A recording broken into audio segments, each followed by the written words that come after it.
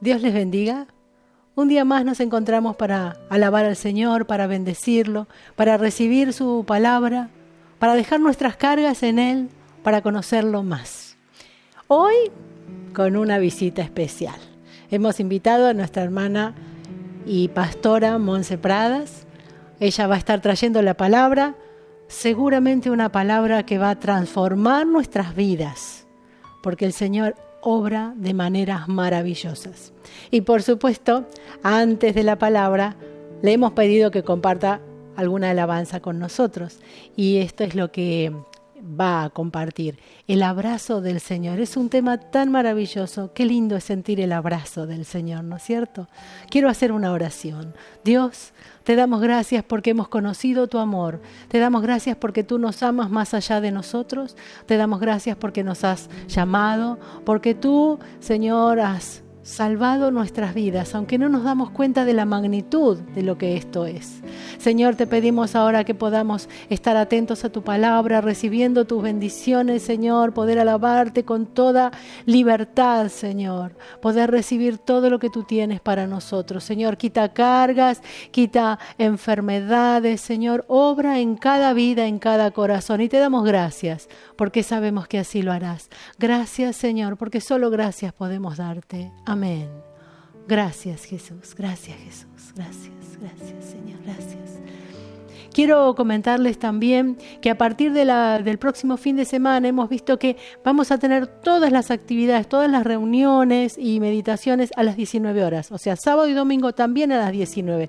Así siempre estamos preparados en ese horario y podemos compartir juntos la alabanza, las alabanzas al Señor, la palabra, el culto. Podemos compartir saludos allí en el vivo mientras lo disfrutamos de la palabra y compartimos. Amén. Y recuerden también suscribirse al canal, compartir con sus amigos, familiares, en sus redes. Hagamos correr la palabra del Señor, que se multiplique, que se propague, que la bendición de Dios llegue hasta los rincones más profundos de la tierra. Un beso grande. Dios les bendiga.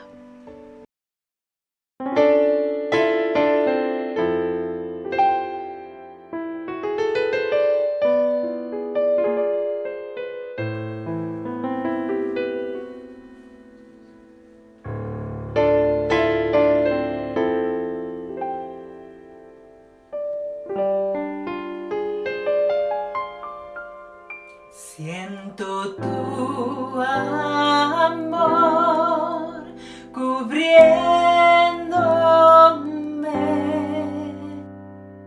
tu abrazo me envuelve,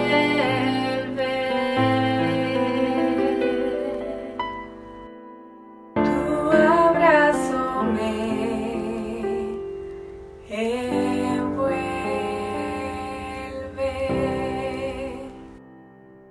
Siento tu amor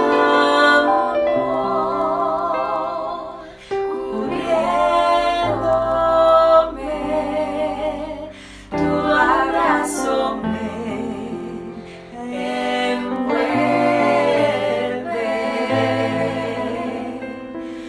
tu abrazo me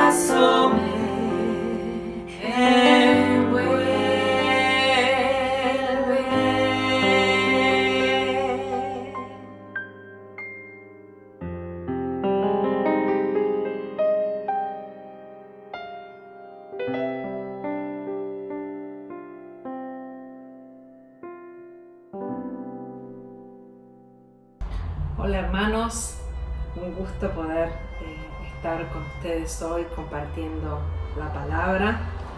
Hace mucho que no nos vemos, aunque sí estamos en contacto a través de las redes, especialmente con sus pastores, con Franci, con Ale, con Roberto, con Abel. Gracias al Señor por la comunión que podemos tener. Y bueno, gracias al Señor por hoy poder estar compartiendo la palabra. Queremos mandarle un abrazo grande de parte de mi esposo, Juan Carlos, y de parte mía, cariño grande a toda la iglesia. Y bueno, que podamos juntos compartir esta palabra que el Señor puso en mi corazón. Vamos a ver una historia muy conocida, muy conocida de la Biblia. La aprendemos en la escuelita dominical, pero aún fuera de la iglesia es una historia que se conoce. Es la historia de Jonás. Jonás es un libro de la Biblia, de los profetas menores. Es menor no porque sea menos importante, sino porque es un libro breve, tiene 4 capítulos nada más. Y a diferencia de otros, de los demás libros proféticos, el libro de Jonás no trata de la profecía en sí, sino del profeta. Nos habla del profeta. Aunque en realidad el protagonista no es el profeta, sino que vamos a ver que es nuestro Dios, el Dios de misericordia.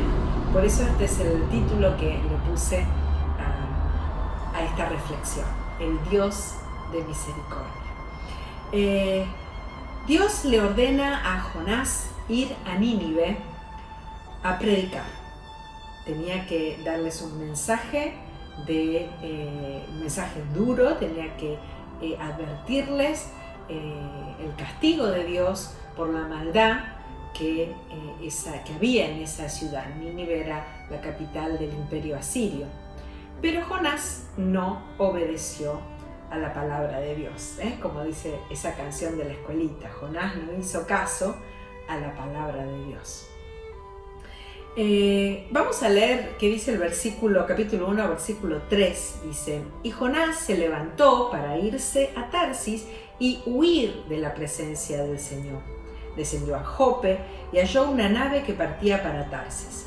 Entonces pagó su pasaje y para alejarse de la presencia del Señor subió a bordo, dispuesto a irse con ellos a Tarsis.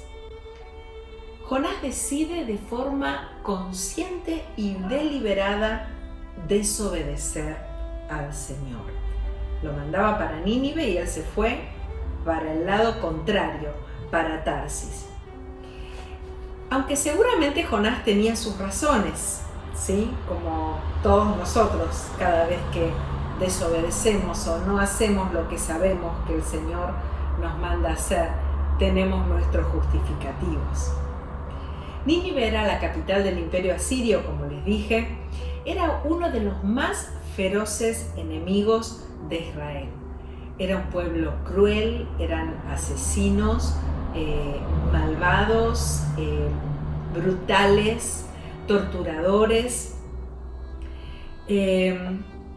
Tanta era la maldad de este pueblo que dice la palabra que había llegado hasta Dios. Y Dios decide destruirlos y manda a Jonás a dar este mensaje. Podríamos pensar entonces que Jonás podía tener justificadamente miedo de ir a dar un mensaje de destrucción a semejante pueblo. Pero de hecho, Jonás no era ese el problema que tenía, no era que temía por su vida. Jonás lo que temía era que el Señor perdonara, o sea, que les predicara, que este pueblo se arrepintiera y que el Señor perdonara a estos enemigos de Israel. Este era en realidad el temor de Jonás, porque este pueblo no se merecía la misericordia de Dios, según Jonás, ¿no? Y uno puede pensar, qué malo este Jonás, pero yo pensaba, porque esto está escrito para nosotros y tiene enseñanza para nosotros, cuántas veces el Señor me envía a orar por las personas que me hicieron mal. Y bueno, espiritualizando la cosa, sí oro, pero en realidad en mi interior lo que desearía es que les vaya mal, que la justicia del Señor caiga sobre ellos, para finalmente demostrar que yo tenía razón, ¿no? Somos así. Y esto es un poco lo que le pasaba a Jonás. No quería que sus enemigos fueran perdonados. De hecho, fue luego el imperio asirio quien llevó cautivas a las 10 tribus del norte de Israel, las llevó en cautiverio. Y tenía razones sobradas Jonás para no querer que la misericordia para este pueblo tan cruel. Y esto está narrado en el capítulo 4, versículo 2, cuando dice: entonces oró al Señor y le dijo: y bien, Señor, ¿no es esto lo que yo decía cuando aún estaba en mi tierra? Por eso me apresuré a huir a Tarsis. Ya sabía yo que tú eres un Dios clemente y piadoso, lento para la ira y grande en misericordia, y que te arrepientes del mal. Esto era la razón por la que Jonás no quiso ir a Tarsis. Este pueblo no merecía la misericordia de Dios. Y como decía, no somos tan diferentes a Jonás. Cuando Dios nos habla o cuando sabemos lo que tenemos que hacer por la palabra de Dios y no obedecemos, seguramente tenemos nuestras razones y nuestros justificativos para no hacerlo, para no hacer lo que sabemos que tenemos que hacer. Pero la desobediencia es pecado y el pecado nos aleja de la presencia de Dios. Fíjense que en el pasaje que leímos en el versículo 3 dice: y Jonás se levantó para irse a Tarsis y huir de la presencia del Señor. Para alejarse, dice después, de la presencia del Señor, subió a bordo. Y más adelante en el versículo 10 vuelve a decir: los marineros sabían que Jonás huía de la presencia del Señor. Y yo me preguntaba, ¿cómo un profeta de Dios podía pensar que era posible huir de la presencia de Dios? Jonás conocía la palabra de Dios y seguramente conocía el Salmo 139, que decía: ¿dónde puedo esconderme de tu espíritu? ¿Cómo podría huir de tu presencia? ¿No? Como decía el rey David, me vaya donde me vaya, vos me vas a encontrar. ¿Cómo Jonás podía pensar que por irse en un barco a Tarsis podía huir de la presencia de Dios?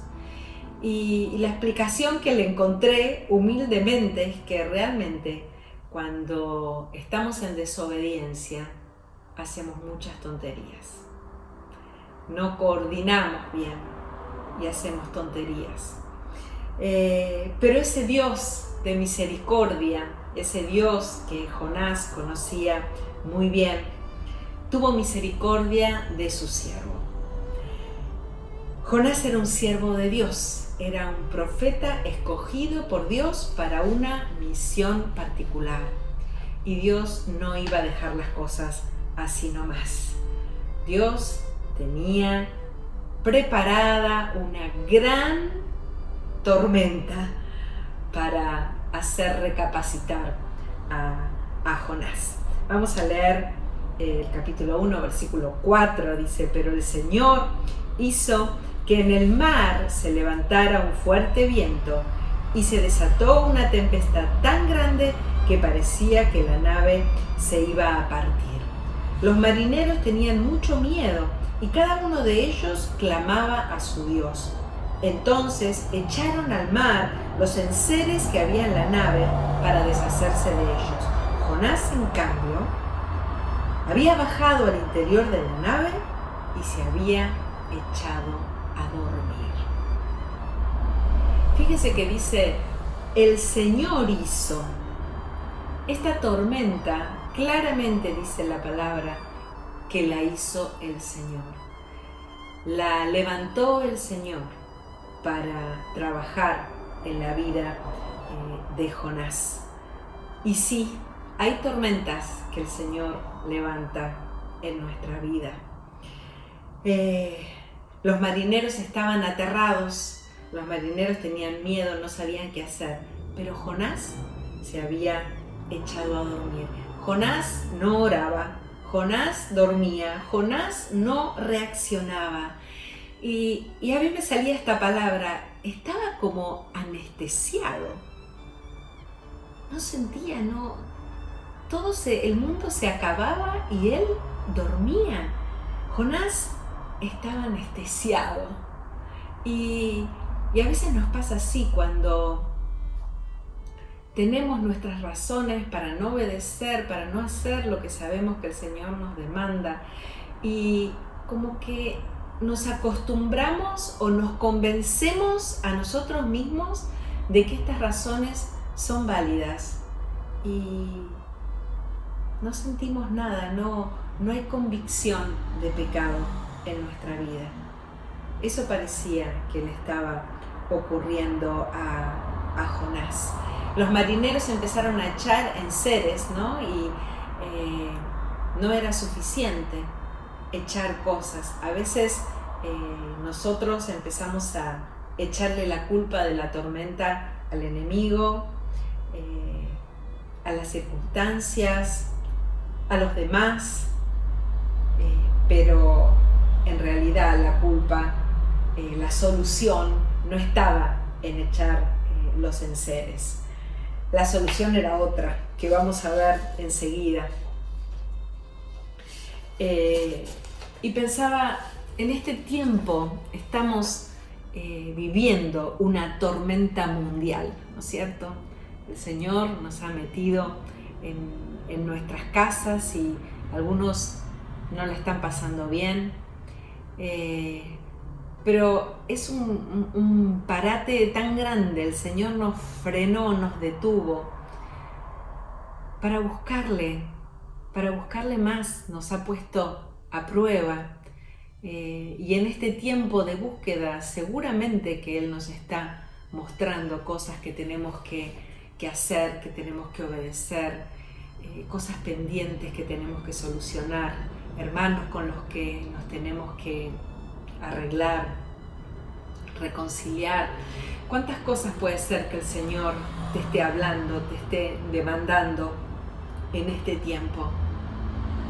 Pero realmente, ¿está este tiempo de prueba haciendo el efecto para el cual el Señor lo envió, o dormimos? El patrón de la nave le dice a Jonás en el versículo 6, ¿qué te pasa, dormilón? Le dice, levántate y clama a tu Dios. Yo leí en un comentario que no sabemos si Jonás oró cuando el capitán de la nave le dijo esto, pero en realidad, por más que hubiera orado, el Señor no hubiera parado la tormenta seguramente, porque no era cuestión de orar, era cuestión de obedecer, era cuestión de arrepentirse, de estar lejos de la voluntad de Dios.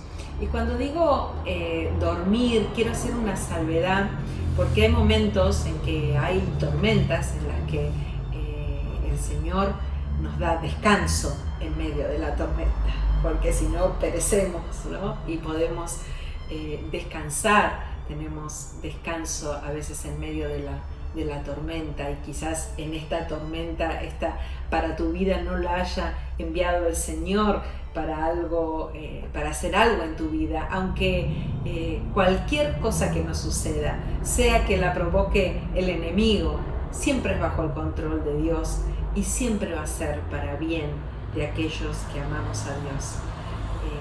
Aprovechemos las tormentas, no durmamos como Jonás. Los marineros estaban aterrados, ya sin saber qué hacer, y dice que echaron suertes para ver quién era el culpable de que esta tormenta tan grande se hubiera desatado. Y la suerte cayó sobre Jonás. Y seguimos leyendo el versículo 6. Entonces ellos le dijeron: dinos ahora, ¿por qué nos ha sobrevenido este mal? ¿A qué te dedicas? ¿De dónde vienes? ¿Cuál es tu país? ¿De qué pueblo eres? Y él les respondió: soy hebreo y temo al Señor, Dios de los cielos, que hizo el mar y la tierra. Aquellos hombres tuvieron mucho miedo y le dijeron: ¿por qué has hecho esto? Y como sabían que Jonás huía de la presencia del Señor, pues él mismo se lo había dicho, le dijeron: ¿qué haremos contigo para que el mar se calme? Y como el mar iba embraveciendo más y más, Jonás les respondió: pues agárrenme y échenme al mar, y el mar se calmará. Yo sé bien que por mi culpa les ha sobrevenido esta gran tempestad. Jonás dio testimonio a estos marineros de quién era su Dios y de que él era un siervo de Dios y de que estaba huyendo de la presencia de Dios. Y finalmente pudo reconocer que la culpa era de él. Y ese fue el principio de la solución. Cuando por fin vemos que dejamos de echar culpas para todos lados y vemos que el Señor quiere tratar con mi vida, que yo soy quien necesito ser transformado. No es cuestión de echarlos en seres de la nave, ¿no? De encontrar esas soluciones pasajeras, soluciones parche.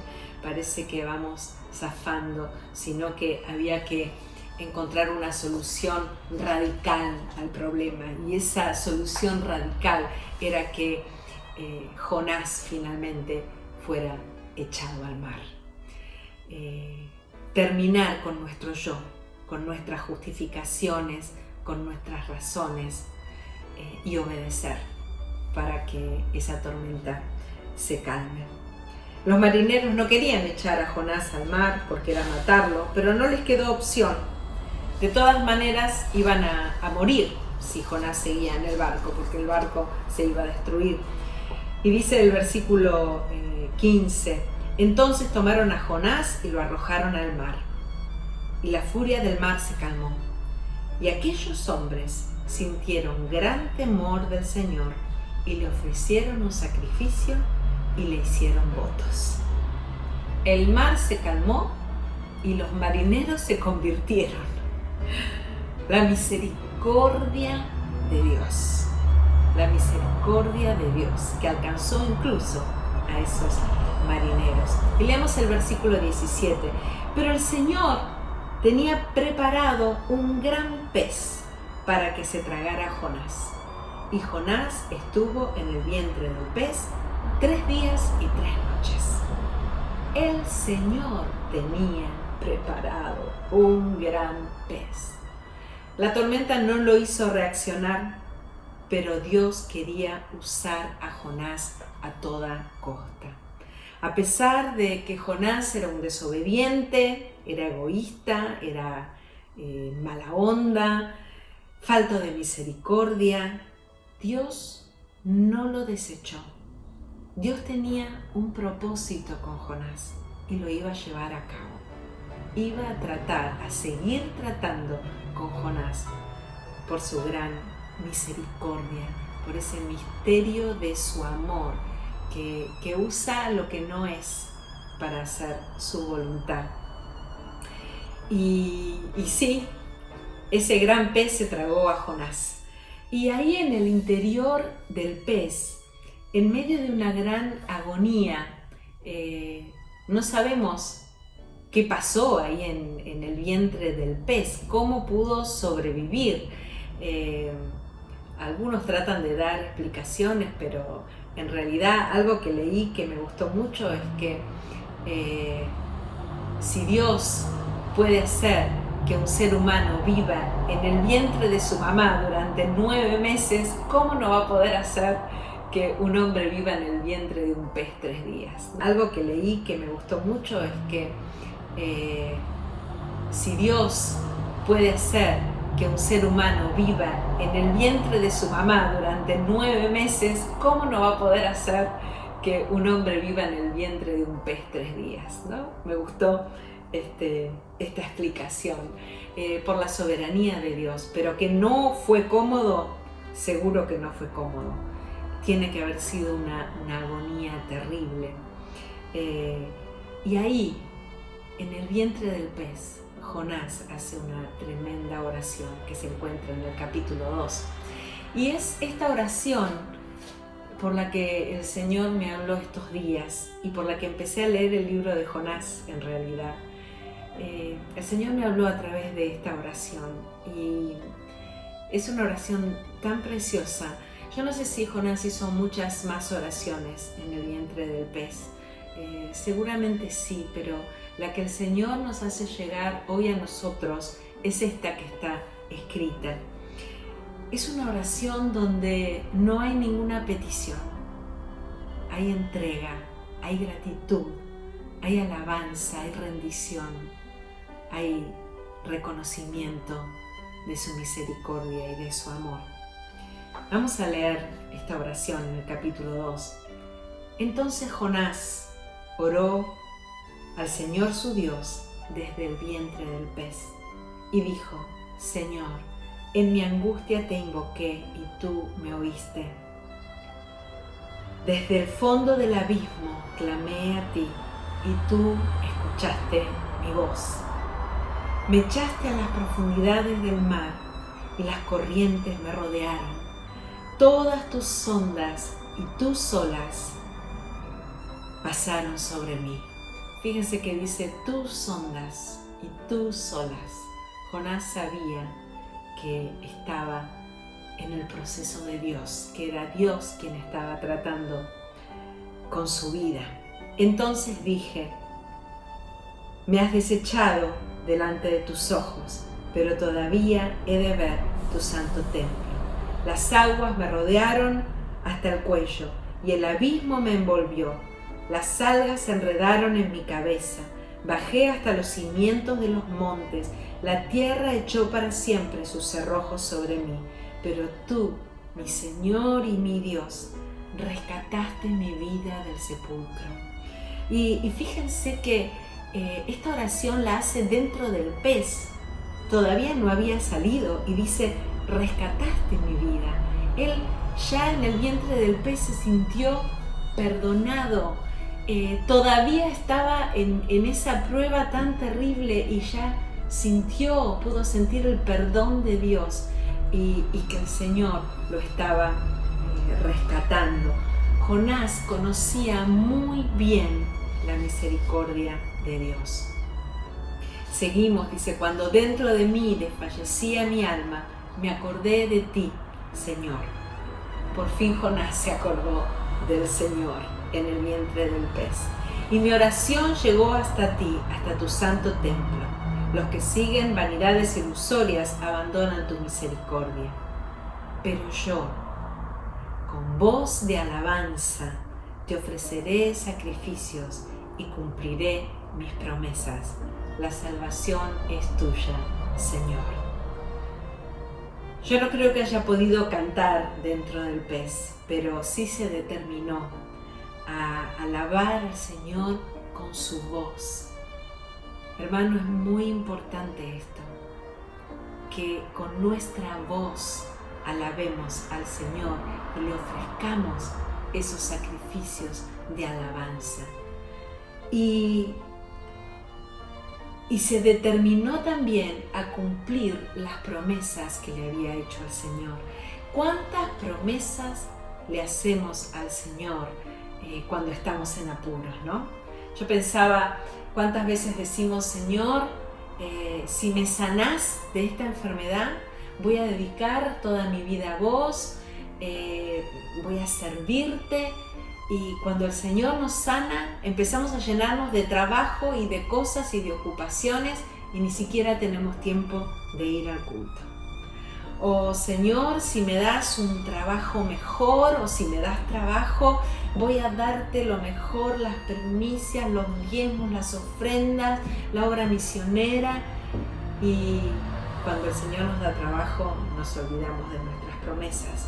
O si me va bien en este examen, voy a orar todos los días antes de empezar a estudiar, voy a tener mi devocional y nos fue bien en el examen y nos olvidamos. ¿Cuántas promesas le hacemos al Señor y no cumplimos?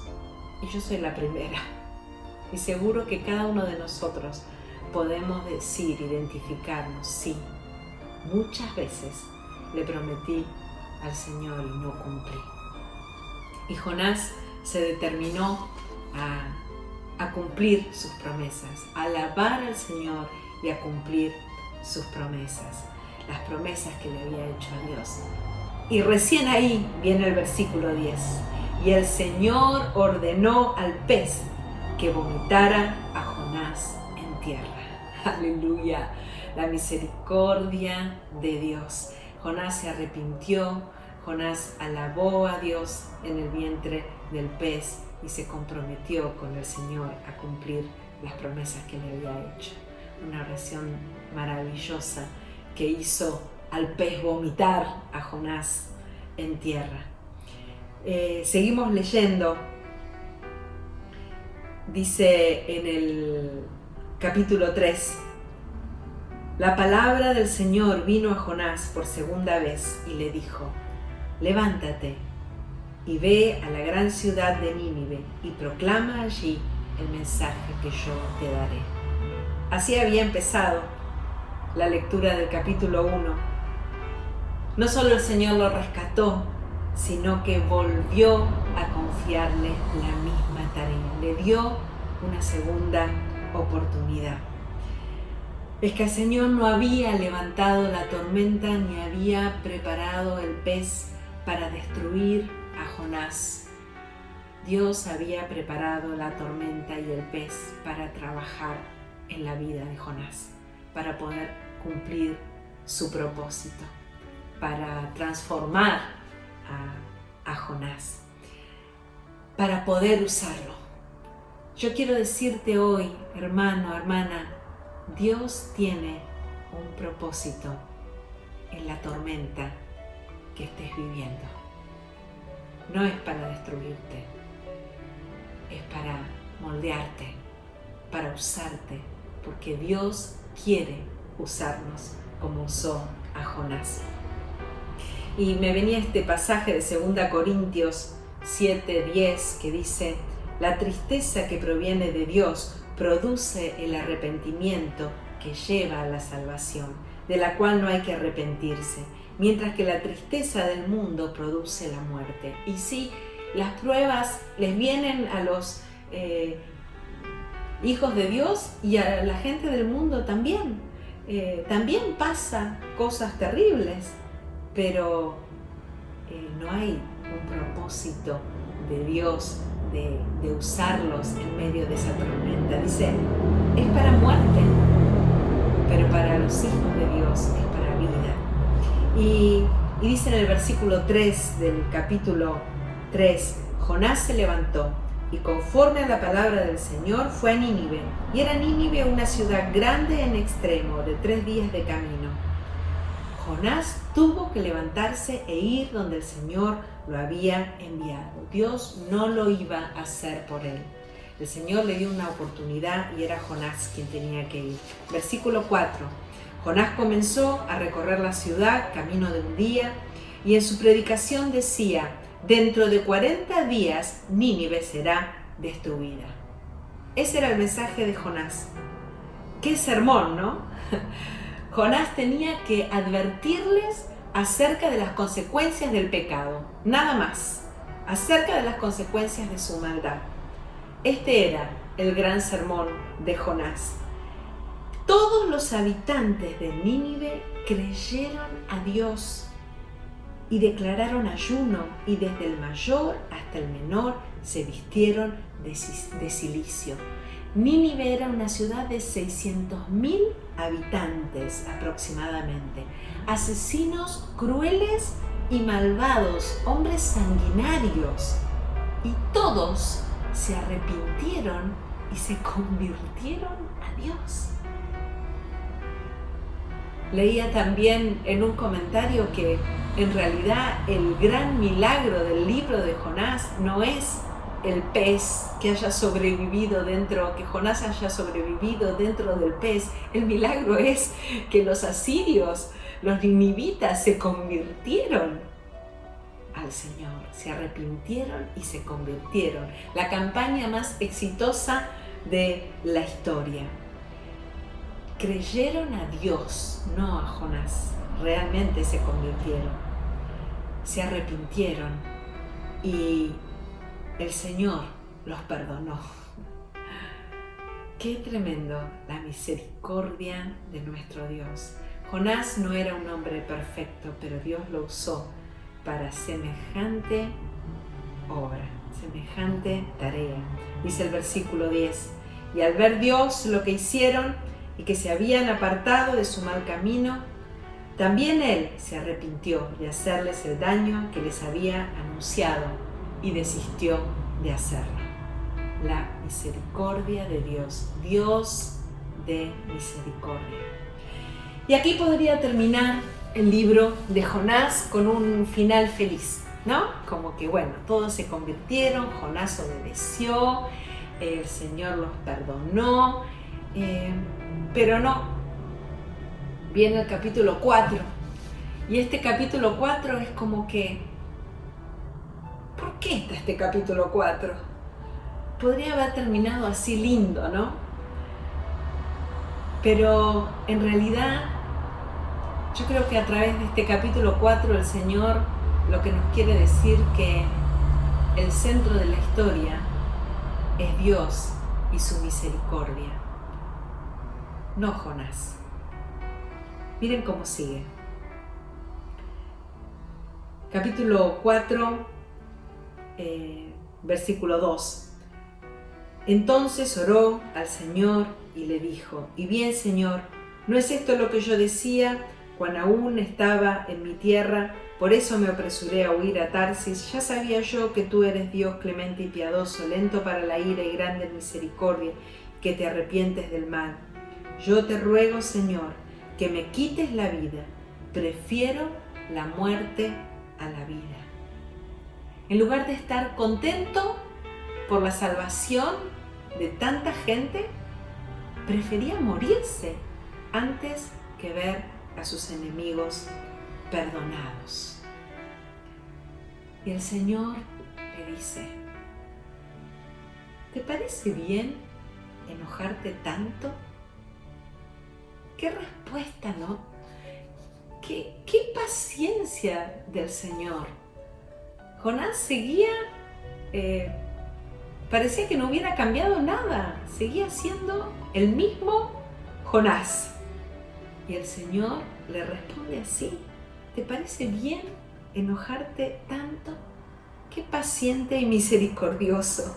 Jonás salió de la ciudad y se fue a sentarse a un lugar fuera de la ciudad donde podía verla, a contemplarla y esperar a ver qué sucedía. Se ve que Jonás abrigaba la esperanza de que Dios finalmente los iba a destruir. Era tan grande el amor propio de este profeta que no podía soportar que su prestigio de profeta fuera dañado. Él había profetizado la destrucción y ahora Dios no los iba a destruir. Y el Señor sigue con su entrañable amor y paciencia, y ahí mientras Jonás estaba esperando ver cómo Dios se arrepentía de haberse arrepentido, le hace crecer una enredadera, una calabacera, dice, para hacerle sombra en su cabeza mientras Jonás estaba ahí. Y dice que Jonás se alegró en gran manera. Es la primera vez que vemos a Jonás contento. Y está contento cuando tiene sombrita en su cabeza, ¿no? Está contento cuando está cómodo. ¿Qué cosa este Jonás? Pero no es muy distinto a mí, Jonás. Yo también estoy contenta cuando estoy cómoda. Y muchas veces antepongo mi comodidad a la voluntad de Dios, al gran propósito de Dios, a su reino, a su voluntad. Entonces el Señor, y ya voy terminando, le continuó enseñando. No se cansó. Le mandó un gusanito que dañara esa enredadera y la hizo secar, hizo salir el sol. Fíjense que todo lo hace el Señor, Él es el protagonista. Hizo salir el sol para que le molestara en la cabeza de Jonás. Y otra vez Jonás se enojó tanto que quería morirse. Creo que como 3 o 4 veces dice Jonás: quítame la vida, me quiero morir. Yo ya le hubiera dicho: bueno, morite. Pero el Señor, con su misericordia, con su paciencia, le dice. Entonces Dios le dijo a Jonás: ¿tanto enojo te causa lo que le pasó a la enredadera? Y él respondió: es tanto el enojo que me causa que hasta quisiera morirme. Y el Señor le dijo: tú sientes lástima por la enredadera por la cual no trabajaste y a la cual no hiciste crecer. Durante una noche creció y a la noche siguiente dejó de existir. ¿Y yo no habría de tener piedad de Nínive, esa gran ciudad con más de 120.000 habitantes que no saben distinguir cuál es su mano derecha y cuál su mano izquierda, y donde hay muchos animales? Y así termina el libro de Jonás. Qué final, ¿no? No termina como hubiéramos terminado nosotros la novela, si fuera una novela. No termina con qué pasó con Jonás, obedeció, no obedeció. Termina con esta sentencia, con esta afirmación en forma de pregunta, ¿no? Esta declaración del Señor: ¿no habría yo de tener misericordia? Porque este libro no se trata de Jonás, se trata de Dios y de su gran amor y su gran misericordia. Y se trata de nosotros reflejados en la vida de este profeta, que puede parecernos muy terrible, pero que lamentablemente es nuestra realidad, con la que el Señor trata con tanto amor y con tanta misericordia.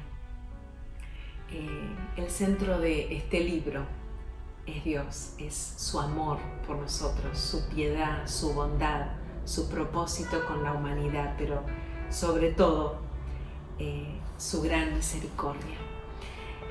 Y quisiera que terminemos preguntándonos, ¿no? ¿En qué etapa estamos de este libro? ¿Estamos en plena desobediencia por subirnos al barco, por irnos a Tarsis? ¿Estamos en la tormenta, en el barco? ¿Estamos durmiendo? ¿Estamos en el vientre del pez? ¿Estamos haciendo la oración? ¿Estamos recorriendo la segunda oportunidad? ¿Estamos sentados esperando a ver si Dios cambia de idea y hace como a nosotros nos parece? ¿Dónde estamos en este proceso? ¿Estamos enojados con el Señor? Yo quisiera estar haciendo la oración de Jonás y diciéndole: gracias, Señor, por tu misericordia, por tu amor, por tu piedad para con mi vida. Gracias por tu voluntad. Que no tengas que mandarme tormentas ni peces. Y como dice Jonás, quiero leerlo literalmente: con voz de alabanza te ofreceré sacrificios y cumpliré mis promesas. La salvación es tuya, Señor. Dios de misericordia. Que el Señor les bendiga, hermanos, y que esta palabra pueda hacer la obra para la cual el Señor la envía.